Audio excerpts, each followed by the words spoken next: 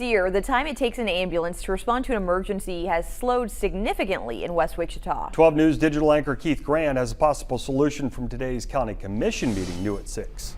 Today, Sedgwick County EMS shared that response times have slowed by nearly 40% in parts of western Wichita.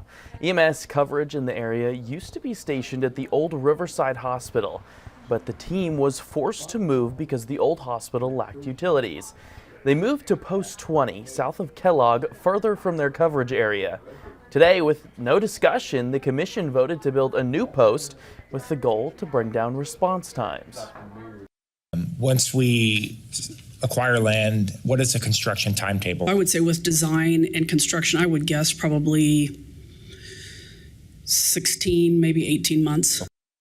The commission voted to use roughly $1.9 million to build the new EMS post. A potential site has yet to be announced. From the 12 News Digital Desk, I'm Keith Grant.